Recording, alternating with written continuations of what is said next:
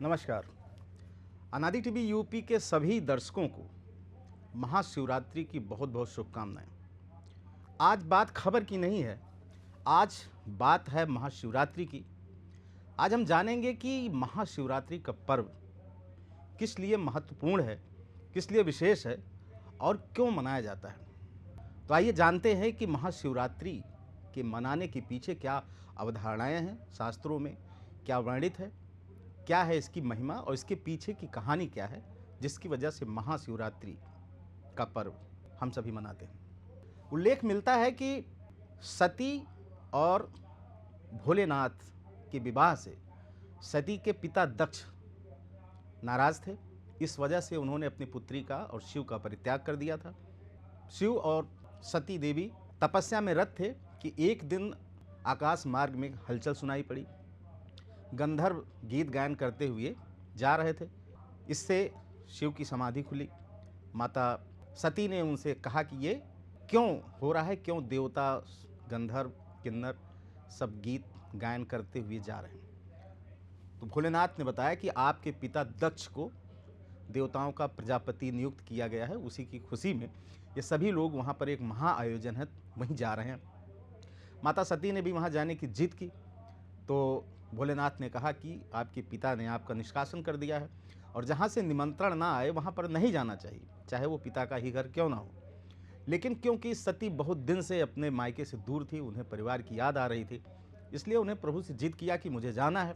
लेकिन मानस में गोस्वामी तुलसीदास जी ने लिखा है कि यद्यपि जग दारुण दुख नाना, सब ते कठिन जात अवमाना। उन्होंने कहा कि जहाँ निमंत्रण नहीं वहाँ नहीं जाना चाहिए। फिलहाल माता सती की जिद पर भोलेनाथ ने उनको जाने दिया, साथ में अपने 2 गणों को उनके साथ भेजा। वहाँ पर जब सती पहुँची अपने मायके तो देखा सभी की यज्ञ की आहुति हवि लगी हुई थी, लेकिन भोलेनाथ की हवि नहीं लगी थी।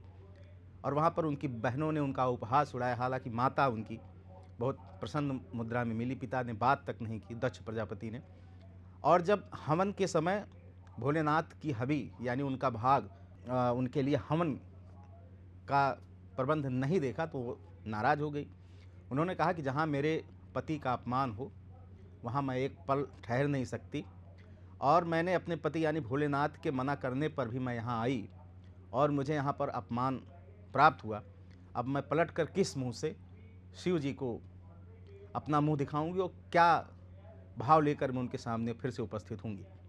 इसी क्षोभ में माता सती ने जलते हुए हवन कुंड में कूदकर अपने प्राणों की आहुति दे दी और प्रजापति दक्ष का इस पर क्रोधित होकर जो 2 गण आए थे भगवान शिव के, उन्होंने वो सब तहस नहस कर दिया, वहाँ से सबको मार पीट के भगा दिया।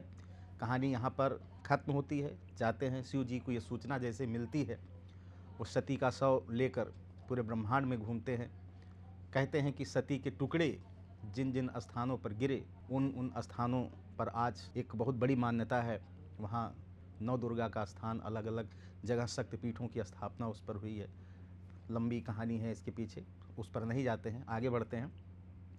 एक अखंड और ना टूटने वाली समाधि में शिव जी चले जाते हैं। बड़ा विक्षोभ होता है और देवताओं को लगता है कि इनकी समाधि अब नहीं टूटेगी। इसी बीच में तारकासुर नाम का एक असुर हुआ जिसने ब्रह्मा की ज़बरदस्त तपस्या की। प्रसन्न हुए ब्रह्मा जी उनके पास पहुँचे, बोले वरदान मांगो। तारकासुर ने बहुत ही चालाकी से वरदान मांगा कि मेरी मृत्यु केवल शिव पुत्र से होगी और दूसरा कोई मेरा वध ना कर सके। ब्रह्मा जी ने तथास्तु कह दिया। तारकासुर को पता था कि शिव की समाधि अब टूटने वाली नहीं है, पुनः गृहस्थ जीवन में अब नहीं आएंगे, ना तो उनका विवाह होगा ना उनके कोई पुत्र होगा और मेरी मृत्यु नहीं होगी, लिहाजा मैं अमर हो जाऊंगा। ऐसा करके उसने धरती पर त्राह त्राह मचा दी, विभिन्न प्रकार के त्रास देने लगा लोगों को। धरती उसके पाप से कांप गई। इसके बाद की कहानी है कि सती ने जन्म लिया महाराज हिमवंत और उनकी पत्नी मैना के यहाँ हिमांचल पर। जब उनका जन्म हुआ तो वहाँ से नारद जी गुजर रहे थे, तो महाराज हिमवंत ने कहा कि बड़ा शुभ है प्रभु, आप आए, संत का दर्शन हुआ, मेरे घर पुत्री ने जन्म लिया है, इसका भाग्य बताइए। तो नारद जी त्रिकालदर्शी थे, उन्होंने पहचान लिया कि ये देवी सती हैं, पार्वती के रूप में पुनः इनका जन्म हुआ है। उन्होंने कहा कि आपकी पुत्री से आपका गौरव बढ़ेगा, आपके कुल का गौरव बढ़ेगा, पूरे तीनों लोकों में ये देवी के रूप में पूजी जाएगी। ये आपकी पुत्री देवी का अवतार है। और इसका एक लेकिन त्रुटि है इसके भविष्य में। हेमंत और मैना चिंतित हो गए, बोले क्या प्रभु?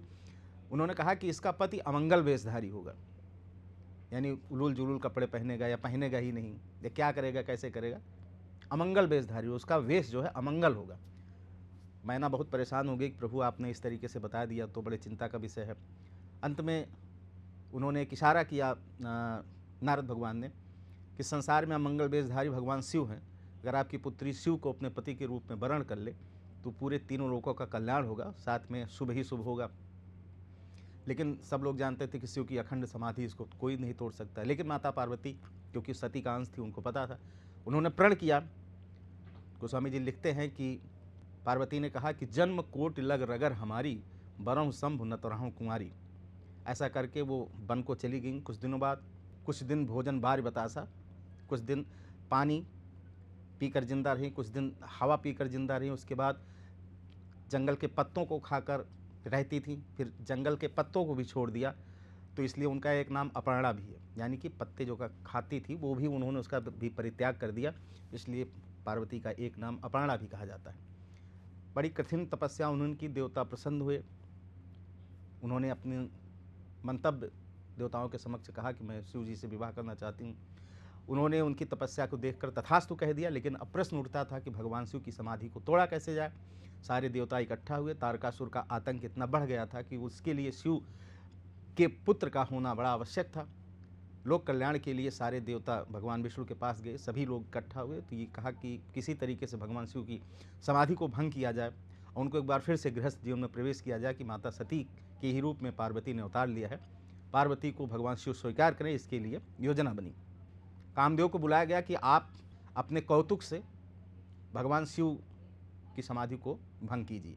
कामदेव अच्छी तरीके से जानते थे कि भगवान शिव की समाधि तोड़ने का अंजाम क्या होगा, उसका परिणाम क्या होगा, लेकिन क्योंकि लोक कल्याण के लिए उन्होंने हामी भर दी। उसके बाद वो उस स्थान पर गए जहाँ शिव जी तपस्या कर रहे थे। वसंत का समय था, जैसा अभी चल रहा है। अपने साथ वसंत को ले लिया, ठंडी सुगंधित हवा ले लिया, तमाम सारे फूलों की सुगंध ले ली। मतलब कामोद्दीपन में जितनी चीज़ों की आवश्यकता होती, कामदेव सबको अपने साथ लेकर चले। उसके बाद एक आम के वृक्ष के पल्लों में छुप गए और वहीं से उन्होंने शिव जी की तपस्या भंग करने का प्रयास किया। तुलसीदास ने बहुत ही सुंदर वर्णन मानस में किया है। नदी उमध अम्बुद का धाई, संगम करह तालाब तलाई, सबके हृदय मदन अभिलाषा, लता निहार नमय तरुशाखा। मतलब इस तरीके से काममय हो गया वो उस वक्त का मंजर, उस वक्त का क्षण। चेतन तो क्या, जड़ भी जो है काम वासना से आतुर होकर एक दूसरे की तरफ आकर्षित होने लगे। वन में जो संत भगवान को ध्यान में स्मरण करते थे, उनके ध्यान में सुंदरियां आने लगीं। तो पूरा संसार ही एक तरीके से समझिए कि उस दौरान गलत दिशा में जाने लगा। सबके हृदय में मदन की अभिलाषा, सबके हृदय में कामदेव का ज्वार फूटने लगा। उसके बाद पुष्प के बाण कामदेव ने मारा, जो सीधे भोलेनाथ के हृदय पर जाकर लगा। उनकी समाधि टूटी। क्रोध से उन्होंने चारों तरफ देखा। तुलसीदास ने लिखा कि सौरभ पल्लव मदन बिलो की। सौरभ पल्लव, सौरभ माने आम होता है, आम के पल्लों के बीच मदन यानी कामदेव को देखा। बहुत क्रोधित हुए शिव जी। तब शिव तीसर नेत्र उघारा, चितवत काम भयो जर छारा। शिव जी के तीसरे आंख के खुलते ही कामदेव भस्म हो गए। रति जो कामदेव की पत्नी थी आई, उन्होंने बहुत विलाप किया। भगवान द्रवित हुए, आशुतोष। उन्होंने कहा कि ठीक है, द्वापर में कृष्ण के पुत्र प्रद्युम्न के रूप में दोबारा ये शरीर धारण करेंगे, उस वक्त आपका मिलन होगा। बाद में भगवान कृष्ण के पुत्र प्रद्युम्न के रूप में रति और कामदेव का मिलन हुआ। फिलहाल उस दौरान देवता आए, उन्होंने याचना की भगवान शिव से कि पार्वती को स्वीकार कीजिए, आपके लिए अखंड तपस्या में लीन है, और वही माता सती ही पार्वती है। शिव जी मान जाते हैं। बारात सस्ती है। शिव बारात का वर्णन मैं क्या करूं, ज़बरदस्त तरीके से अलग अलग जगहों पर लिखा है। तुलसीदास जी ने बहुत ही सुंदर लिखा है, कभी पढ़िएगा समय मिले तो। शिव बारात बहुत लोगों से, कई सालों से हमारे बुजुर्ग और तमाम सारे संत महात्मा सब गाकर सुनाते हैं कि शिव बारात की महिमा कैसी थी। बाहुविहीन कोऊ बहुबाहु, वो बाराती थे, किसी के पास बाहुविहीन, कोई किसी के पास हाथ ही नहीं था, और कोऊ बहुबाहु, किसी के पास कई सारे हाथ थे, किसी की एक आंख भी नहीं थी, किसी कई सारी आंख थी, किसी के सर ही नहीं धड़ ही चला जा रहा है। ऐसी शिव की बारात थी। जो बारात देखने के लिए लड़के उत्सुकता बस आए थे, वो भी डर के भाग के चले गए। फिलहाल बारात पहुंची हेमंत और मैना के यहाँ, और आज ही का वो दिन था, आज ही की वो रात्रि थी जिस रात्रि प्रभु शिव ने माता पार्वती को पत्नी के रूप में स्वीकार किया। इसीलिए इस रात्रि को महाशिवरात्रि के रूप में आज हम सभी पूजते हैं। विवाह उपरांत भगवान कार्तिकेय जो बड़े लड़के थे, बड़े पुत्र थे शिव के, उनका जन्म हुआ। उन्होंने तारकासुर का वध किया। कालांतर में भगवान गणेश का भी जन्म हुआ। तारकासुर के आतंक से धरती को मुक्ति मिली। महाशिवरात्रि का महात्म्य यही है।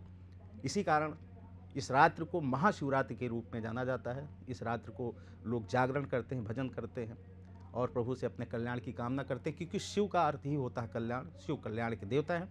भगवान शिव हम सभी का कल्याण करें। आप सभी के ऊपर भगवान शिव की कृपा बनी रहे। अनादि टीवी उत्तर प्रदेश सभी दर्शकों को महाशिवरात्रि की बहुत बहुत सारी शुभकामनाएं देती हैं। मुझे भी इजाज़त दीजिए। नमस्कार। अगर आप इस वीडियो को YouTube पर देख रहे हैं तो चैनल को सब्सक्राइब करें और बेल आइकन दबाना ना भूलें। अगर Facebook पर देख रहे हैं तो चैनल को लाइक करें।